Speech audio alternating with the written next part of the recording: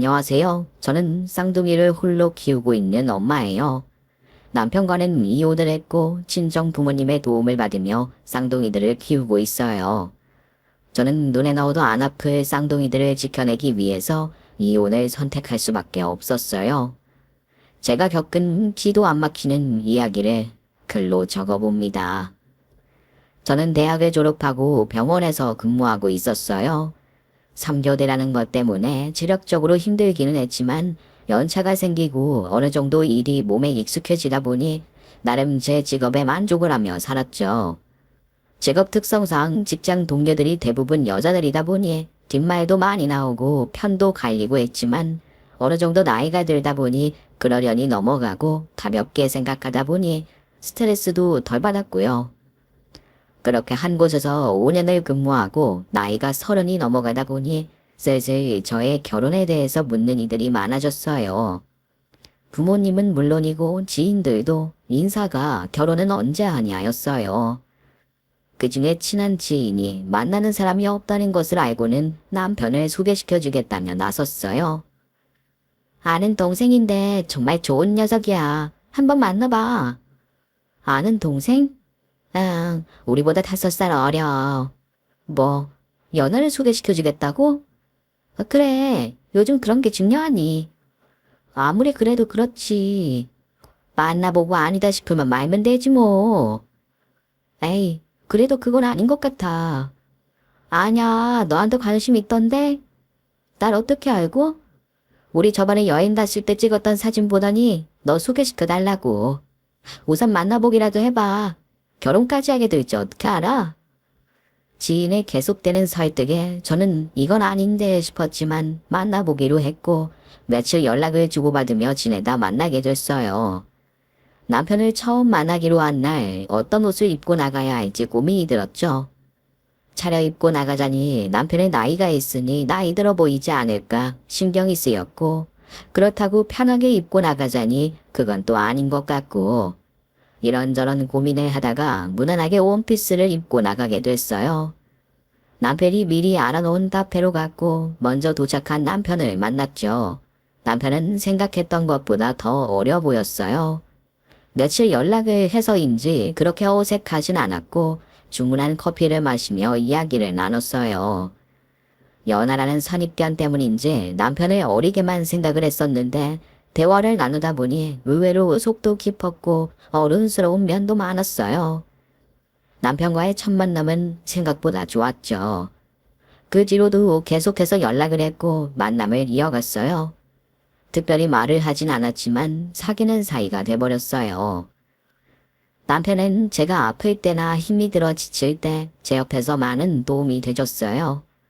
혼자 자취하고 있는 저를 위해 죽을 사다 주거나 같이 수다를 떨며 저를 위로해줬고 저는 점점 더 남편이 좋아지기 시작했죠.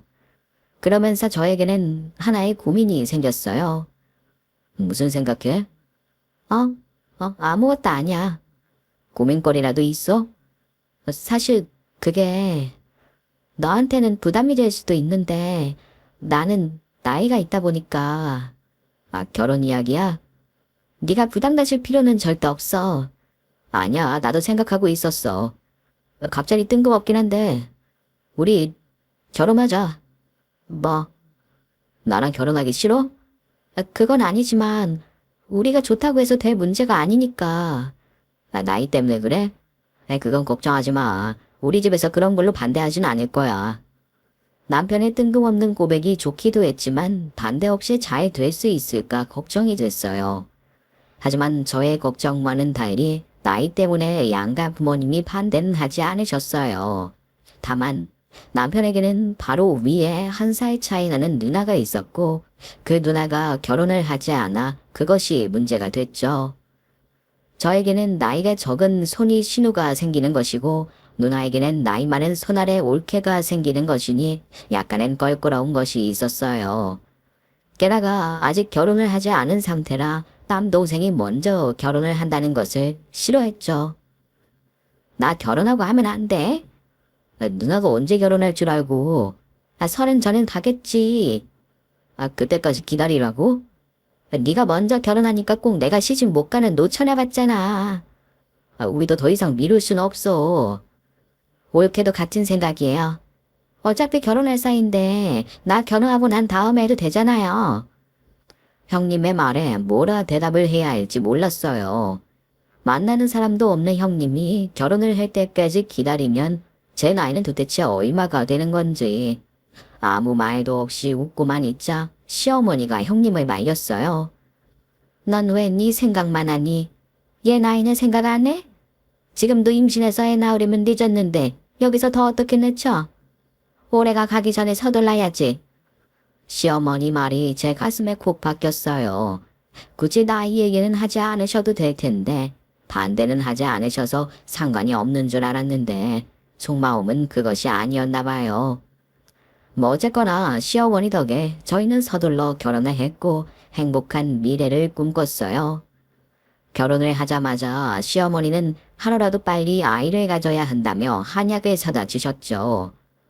저 또한 빨리 아이를 가져야 한다는 생각을 했던 터라 시어머니가 주신 한약도 꼬박꼬박 챙겨 먹었고 임신을 하려고 노력을 했죠. 하지만 몇 년이 지나도 임신이 되지 않았어요. 결혼한 지가 언젠데 아직 애 소식이 없는 거냐? 쉽게 되지가 않네요. 병원에는 갔다 와봤고? 아니요. 왜 병원에 안 가? 가서 뭐가 문제인지 알아보고 치료할 게 있으면 해야지. 저희는 병원에는 가지 않기로 했어요. 아니 왜? 아직 자연적으로 임신할 수도 있고 또 제가 병원에서 난임으로 힘들어하는 부부들을 많이 봐서 그렇게까지는 하고 싶지 않아서요. 그건 네 생각이지.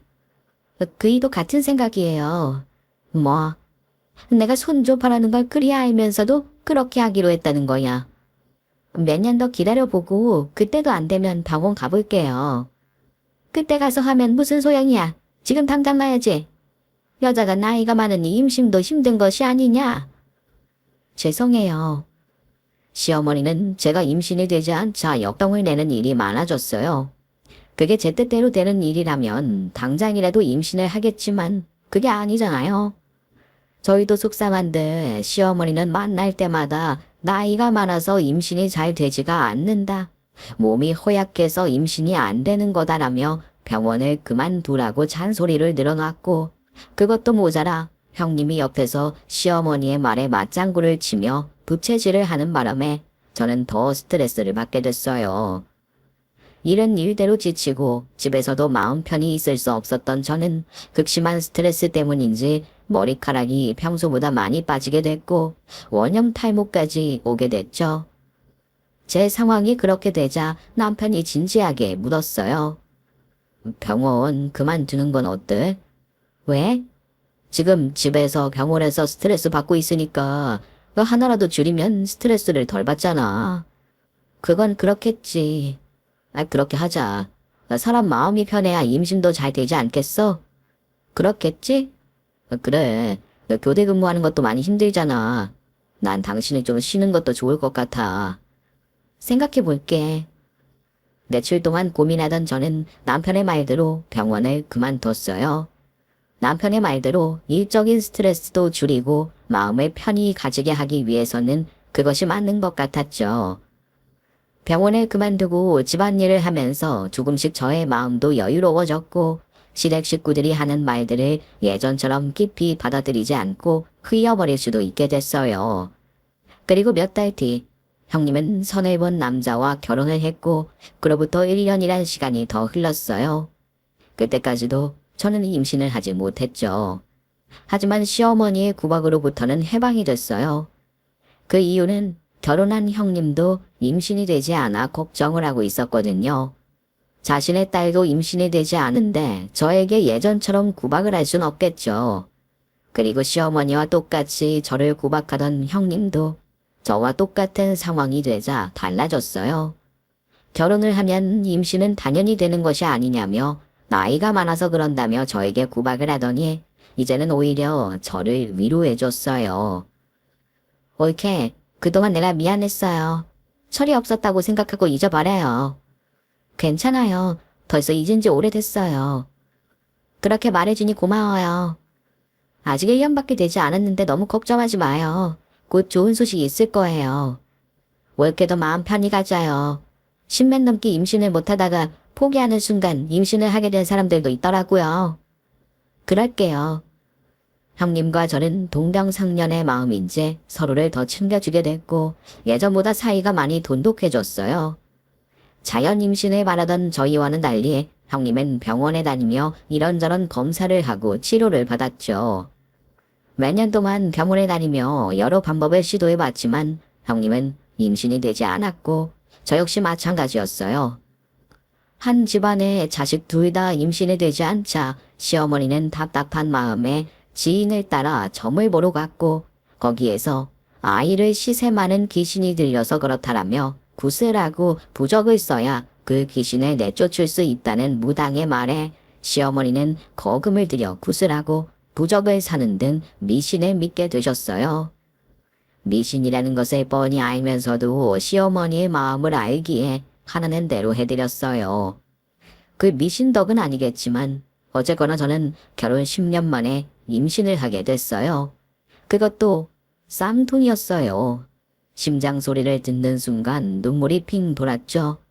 남편과 저는 뛸 듯이 기뻤고 저희만큼이나 이 소식을 간절히 바라고 있는 시어머니에게 당장 알렸어요.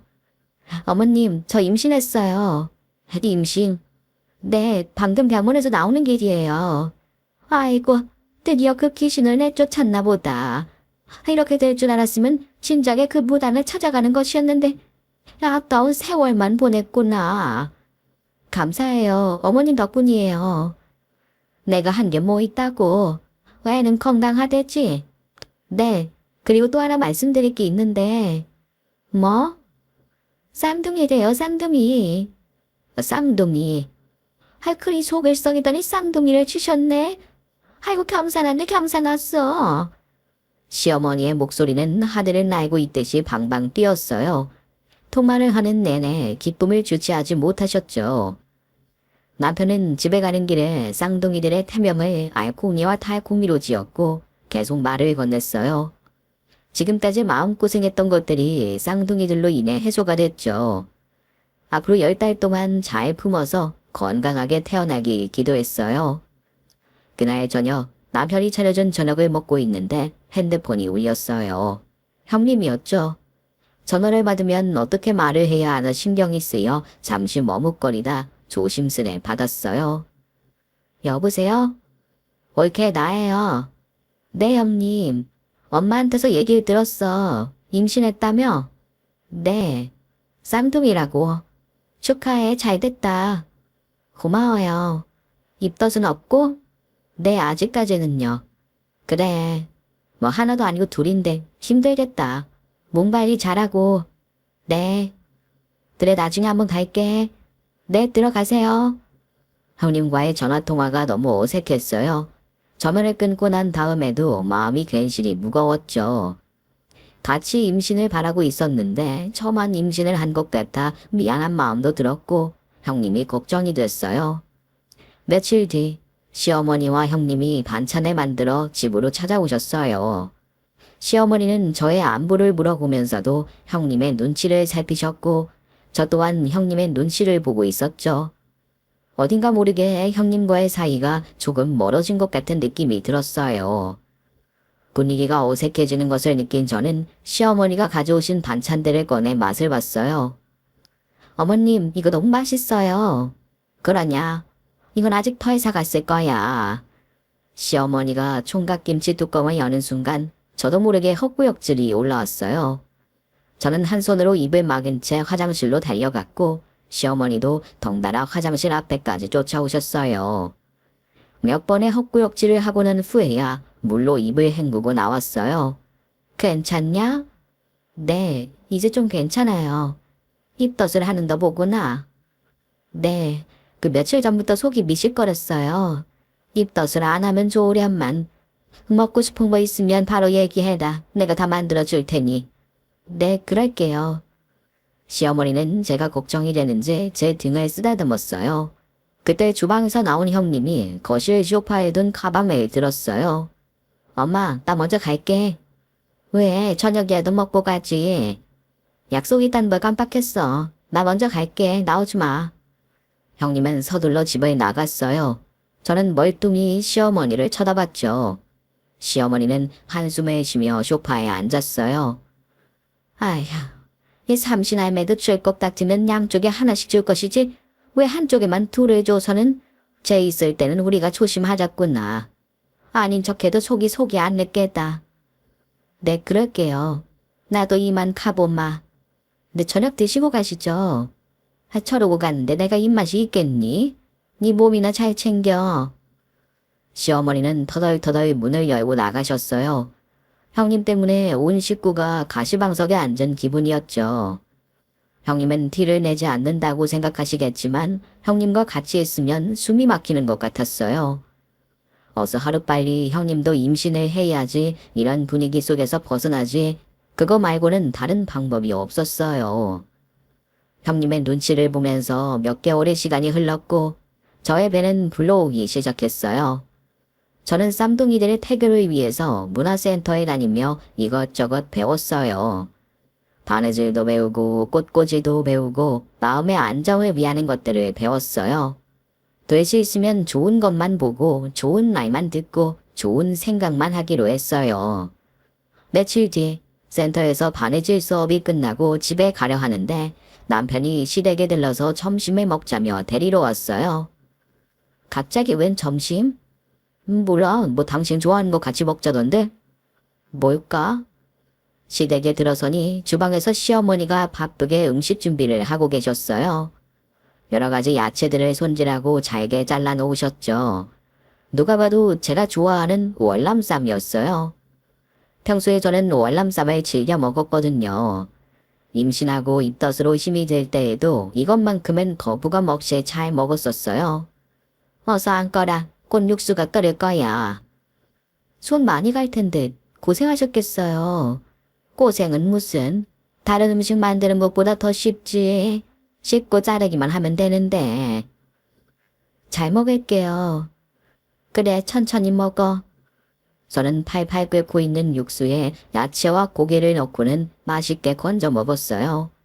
라이스페이퍼에 야채들도 넣어서는 돌돌 말아서 한 입에 쏙 집어넣었죠.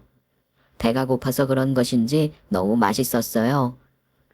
점심을 배부리 먹고 나서는 거실에 앉아 오늘 센터에서 마무리한 아이 용품들을 꺼내 시어머니에게 보여줬어요. 어머님, 이것 보세요. 정말 귀엽죠? 어머나, 이렇게나 작다니. 이게 정말 애가 입을 게 많니? 네, 엄청 작죠? 나도 애를 키워봤지만 이렇게 작았었나 싶구나. 이건 네가 다 만든 거야? 반만요. 첨성이 대단하다. 쌍둥이들이 너무 좋아하겠어. 그럴까요? 그럼 당연하지. 이건 잘 간직했다가 어른이 돼서 줘도 의미가 있겠어. 정말 어머님 말대로 그렇게 해야겠어요. 시어머니와 웃음을 띠며 이야기를 하고 있는데 형님이 아무 연락도 없이 불쑥 시댁으로 들어왔어요. 힘없는 발걸음을 하며 금방이라도 눈물을 쏟아낼 것 같은 얼굴을 하고서는 시어머니를 부르며 현관문을 열고 들어오다가 시어머니와 저를 보더니 쏜살같이 달려와서요. 그러더니 시어머니가 가지고 있던 옷을 뺐으며 바닥으로 던졌죠. 시어머니와 저는 갑작스런 형님의 행동에 깜짝 놀랐어요. 좋니? 남은 힘들어 죽겠는데 웃음이 나와. 얘가 갑자기 왜 이러니? 무슨 일이 있었어? 엄마는 나보다 며느리가 더 좋은가 봐. 그게 다 무슨 소리야. 그렇잖아. 딸은 불임이라는데 임신한 며느리 데리고선 하하호호. 불임이라니. 나 불임이래. 이제 아무도 필요 없어. 형님은 바닥에 주저앉아 대성통곡을 했어요. 시어머니는 그런 형님을 토닥이며 저희에게 집으로 가라며 눈짓을 보냈죠. 남편은 저를 데리고 밖으로 나왔고 저희는 서로 아무 말도 없었어요. 집에 도착한 저는 그동안 있었던 일들이 떠올랐고 서운한 감정이 폭발하고 말았어요. 도대체 나이더러 어떻게 하라는 소리야? 나는 임신을 못해도 눈치 봐야 하고 임신을 하고 있어도 눈치를 봐야 해? 아이, 진정해. 내가 진정하게 생겼어? 우린 형님보다 더 오래됐잖아. 결혼하고 자그마치 10년째야.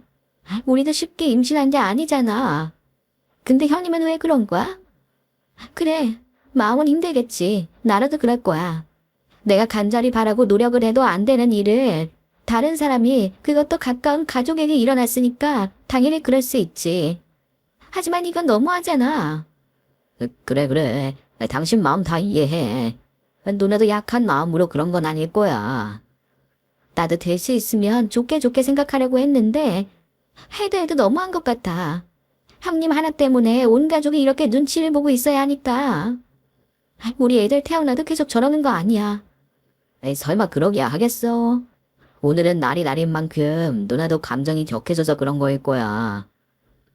진짜 마음 편히 살고 싶어. 저는 하소연을 하는 와중에 감정이 울컥해서 눈물이 나왔어요. 그러자 남편이 눈물을 훔쳐주며 어깨를 토닥여줬죠. 다음날 어제 일이 신경이 쓰이셨는지 시어머니에게서 연락이 왔고 시어머니도 저의 마음을 다 아신다며 힘들겠지만 이해해보자고 하셨어요. 전화를 끊고 나서 한동안 저는 생각에 잠겼어요. 엄마가 행복해야 뱃속에 있는 우리 쌍둥이들도 행복할 텐데 그러지 못해 미안한 생각이 들었죠. 그래서 될 수 있으면 형님과는 마주치지 않는 것이 좋겠다고 생각했어요. 그렇게 생각하고 형님과의 거리를 두기 시작하니 마음이 조금 편안해졌고 저는 쌍둥이들에게 집중할 수 있었어요. 임신 중반이 넘어가고 슬슬 출산용품을 준비할 때가 다가왔고 남편과 같이 하나하나 준비를 했어요. 인터넷 카페에 가입해 출산용품과 육아용품들 중에서도 필요한 것들, 그 중에서도 또 괜찮은 것들을 간추려 샀어요. 작은 방 하나에 아기 침대를 넣고 산 물건들을 정리해 놓으니 너무나 사랑스러운 쌍둥이 방이 됐어요. 어서 쌍둥이들이 태어나서 이곳에서 먹고 자고 놀고 건강하게 자랐으면 좋겠다고 생각했죠. 몇 달이 더 흐르고 저는 막달을 향해 가고 있었고 형님은 쌍둥이들이 태어나는 것을 보기 힘드셨는지 미국으로 떠났어요. 처음에는 섭섭한 마음이 들긴 했지만 오히려 더 나을 수도 있다는 남편의 말에 서운한 감정은 쉽게 사라졌어요. 하루하루 쌍둥이들을 맞이할 준비를 하고 있던 저는 예정에보다 빨리 온 진통으로 병원을 갔고 예쁜 쌍둥이를 낳았어요. 출산의 고통은 다시는 경험하고 싶지 않을 만큼 힘들었지만 행복이 2배로 찾아오는 듯 했죠. 힘들었지? 고마워. 애들은 건강하대? 손가락 발가락 10개씩 다 있고 키로수도 적당하대. 다행이다. 고생했어. 애들 얼굴 빨리 보고 싶다. 그럴 줄 알고 내가 영상으로 찍어 왔어. 진짜? 남편은 쌍둥이들의 영상을 보여줬어요. 아직 쭈글쭈글한 얼굴을 하고 있는 쌍둥이들이었지만 너무나 예뻤죠. 눈을 감고 있어서 아직까지는 누구를 닮았는지는 알 수 없지만 엄마 아빠의 예쁜 곳만 똑 닮은 것 같았죠. 이런 것들이 제 뱃속에 있었다는 것이 신기할 따름이었어요. 병원에서 태어난 저는 바로 산후조리원으로 들어갔고 그곳에서 여러 가지 케어를 받으며 몸을 회복하고 있었어요. 미국에 계신 형님도 저의 출산 소식을 듣고는 축하한다며 몸조리 잘하라며 연락을 주셨어요. 한 달이라는 산후조리를 끝으로 저는 쌍둥이들과 집으로 돌아왔고 혼자서는 쌍둥이 보는 것이 벅차 시어머니가 오셔서 같이 도와주셨어요. 아직 갓난아이라 수시로 먹어대는 아이들 통해 밤잠을 제대로 자지도 못해서 비몽사몽 정신없이 하루하루를 보냈죠. 그러던 어느 날 시어머니가 쌍둥이 중 하나에게 분유를 먹이면서 갑자기 말도 안 되는 소리를 늘어놨어요. 요즘엔 한 명만 잘 키우는 게 더 좋아. 네? 애 하나 공부시키고 결혼시키기까지 수억이 든다고 하더라. 열심히 벌어야죠. 둘한테 나눠서 해주는 걸 하나한테 다 해주면 더 좋지. 어머님, 왜 자꾸 그런 말씀을 하세요? 수정이한테 하나 보내자. 네? 보내자뇨? 너도 둘 키우는 게 벅차잖니. 남한테 보내는 것도 아니고 가족인데 안심도 되고. 아니, 지금 무슨 말씀을 하시는 거예요? 왜 제 아이를 형님한테 보내라는 거예요? 임신도 못하고 있는 거 불쌍하지도 않니? 너는 둘을 가졌으니 하나만 보내자. 싫어요. 그런 말씀하실 거면 돌아가세요. 그러지 말고 내 얘기 좀 들어봐라. 듣고 말고 할 게 뭐 있어요? 내 배 아파서 낳은 소중한 아이를 보내라뇨. 나도 오죽 답답하면 그러겠니? 처음부터 한 명이었다고 생각하면 되잖아. 싫다니까요. 저는 시어머니가 안고 있는 아이를 빼앗고는 안방으로 들어왔어요. 너무나 어이가 없었죠. 누굴 주라니. 진짜 어떻게 그런 말을 할 수가 있는 건지. 아무리 딸이 불쌍하고 가여워도 그렇지. 어떻게 그런 말을 아무렇지 않게 할 수 있는 건지 시어머니가 제정신이 아닌 것처럼 느껴졌어요. 그 이야기를 들은 후로 저는 시어머니의 얼굴을 볼 때마다 시어머니가 한 말이 떠올라 얼굴을 제대로 볼 수가 없었어요. 시어머니는 저와 마주칠 때마다 한 사람을 살리는 셈치고 다시 생각해보라며 이야기를 했고 더 이상은 쌍둥이들을 시어머니와 같이 있게 하고 싶지 않았어요. 그날 저녁 퇴근을 하고 온 남편을 붙잡았어요. 어머님 집에 모셔다 드려. 왜? 우리 애들이랑 같은 공간에 있는 거 싫어. 그런 말이 어딨어. 어머니가 당신 생각해서 도와주고 계시는데. 그 도움 필요 없다니까? 갑자기 왜 이래? 당신한테는 어머니가 아무 말도 없으셔? 무슨 말? 자꾸 달콤이를 형님한테 보내자고 헛소리를 하시잖아. 뭐? 그게 말이 되는 소리야? 말도 안 되는 소리를 오늘 하루 종일 하고 계셔. 나 이렇게 해서는 불안해서 같이 못 살아. 내가 엄마랑 얘기해 볼게. 확실하게 이야기해. 그런 소리 할 것 같으면 집으로 돌아가시라고 해. 알겠어. 흥분하지 말고 기다려봐. 남편은 시어머니가 머물고 있는 방으로 들어갔고 한참이 지나서야 시어머니와 함께 같이 밖으로 나왔어요. 시어머니는 저에게 다가오더니 가만히 제 손을 잡았어요. 미안하다. 내가 수정이 연락받고 잠시 정신이 나갔었나 봐. 이 힘들어하는 것이 너무 안쓰러워서 잠시 말도 안 되는 생각을 했었구나. 너한테는 정말 미안해. 아까 내가 한 말은 마음에 담아두지 말고 잊어버려라. 시어머니는 저에게 진심 어린 사과를 하셨죠. 그리고는 다시는 그런 소리 하지 않겠다고 약속을 하셨어요. 시어머니의 말에 마음이 조금 풀리긴 했지만 이미 들은 이야기는 잊혀지지 않았고 불안감에 잠을 제대로 이룰 수가 없었어요. 다음 날도 그 다음 날도 시어머니는 평소처럼 행동을 하셨지만 저는 모든 것이 의심스러웠고 형님과 통화하는 날이면 신경이 더 예민해졌어요. 제 옆에서 통화를 해도 될 것을 굳이 자리를 피해 방에서 통화를 하고 나오니 더 그랬죠. 그날도 쌍둥이에게 분유를 먹이고 있는데 형님에게 전화가 왔고 제가 옆에 있어서인지 시어머니는 전화를 받지 않으셨어요. 어머님, 형님 전화해요. 나중에 내가 다시 하면 돼. 그러지 말고 달콩이 젖히고 받으세요. 아니다. 괜히 분유 먹고 있는 애 이리저리 옮기는 것도 그렇고 급한 거 아니니 내가 다시 전화하면 돼. 분유를 다 먹인 시어머니는 트림을 시킨 아이를 침대에 눕히고서는 핸드폰을 들고는 자신의 방으로 들어갔어요. 쌍둥이 둘 다 자는 것을 확인한 저는 조심스레 시어머니의 방문 앞으로 다가갔죠. 도대체 무슨 이야기를 하는 건지 궁금했거든요. 따치마를 하며 조심조심 시어머니의 방문 앞에 다다랐어요. 귀를 문에 바짝 대고 있어도 시어머니의 목소리가 정확하게 들리진 않았어요. 뭔가 많은 대화를 하시는 것 같은데 너무 작은 목소리로 말씀을 하셔서 웅웅거리는 소리만 들렸죠. 계속해서 귀를 쫑긋 세우고 있는데 갑자기 조용해지더니 방문이 벌컥 열렸어요. 깜짝이야. 여기서 뭐하니? 네? 네, 점심 드시라고요. 깜짝 놀란 저는 주방으로 갔어요. 심장이 내려앉는 줄 알았죠. 시어머니와 같이 점심을 먹으면서도 마음이 편하지 않았어요. 한번 이상하게 생각을 하니 꼬리에 꼬리를 물면서 자꾸만 더 이상한 상상을 하게 됐죠. 아무 말도 없이 밥을 깨작거리고 있으니 시어머니가 먼저 말을 꺼냈어요. 밥을 왜 그렇게밖에 못 먹어? 많이 먹어둬야 쌍둥이들을 돌보지. 입맛이 없어서요. 억지로라도 먹어. 그래야 네가 편해. 그럴게요.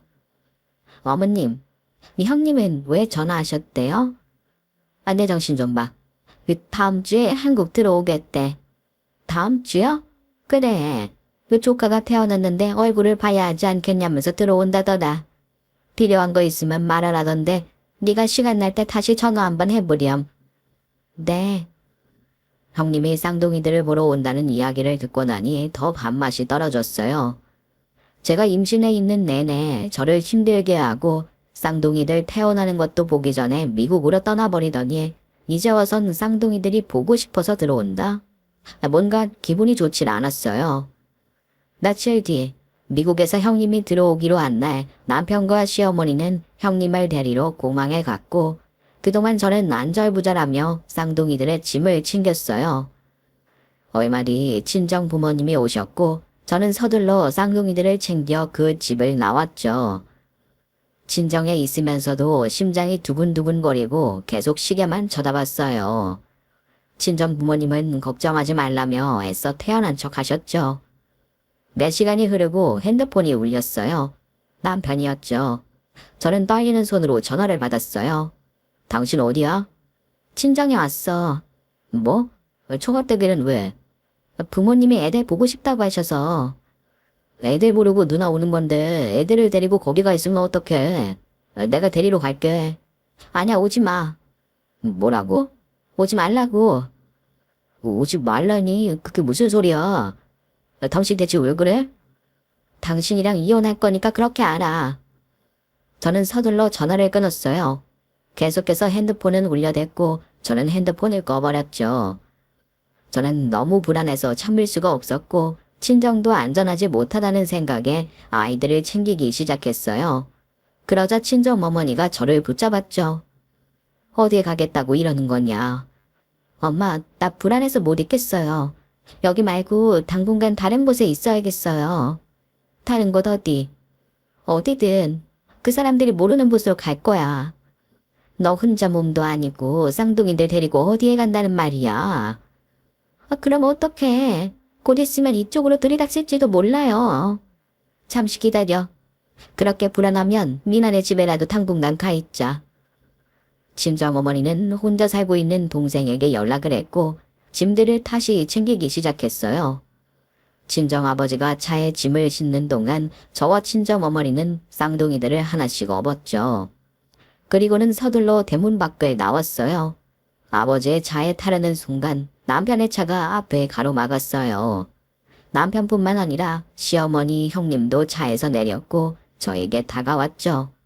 그러자 주위에 있던 경찰들이 제 주위를 애웠었어요. 제게 다가오던 남편은 그 광경에 깜짝 놀라 뒷걸음질을 쳤고 그 뒤에 있던 시어머니와 형님은 그 자리에서 얼어붙었죠. 당신들 뭐예요? 남편은 경찰을 향해 소리를 질렀어요. 경찰들은 제가 신변보호를 요청했기에 저를 보호하고 계셨어요. 신변보호? 가족끼리 무슨 신변보호야? 가족? 당신이 가족이었어? 뭐? 내가 가족이 아니면 누가 가족인데? 나 당신 남편이야. 쌍둥이들 아빠고. 아빠? 아빠 같은 소리 하고 있네. 뭐? 당신 도대체 왜 그래? 형님이 달콩이 데려가려고 온 거 누가 모를 줄 알고. 또 그 소리야? 당신 정말 병원이라도 가보는 게 어때? 망상도 정도껏 해야지. 이거 너무하잖아. 내가 똑똑히 들었는데 무슨 소리야? 듣더니 뭘? 당신이랑 어머니 둘이서 나 몰래 작당모의하고 있었던 거 모를 줄 알아? 또. 제발 좀 그만하자. 당신 그 헛소리에 나까지 정신병자 될 것 같아. 이젠 날 정신병자 취급을 하는구나. 쌍둥이들 당신 같은 정신병자에게 맡길 순 없어. 애들 당장 돌려내. 남편은 제게서 쌍둥이들을 뺏으려고 했어요. 너무나 어이가 없고 황당했죠. 제가 며칠 전 남편과 시어머니가 이야기하는 것을 똑똑히 다 들었는데 저를 오히려 정신병자 취급을 하다니 말문이 막혔어요. 저는 들고 있던 핸드폰에 녹음된 그들의 대화를 들려줬어요.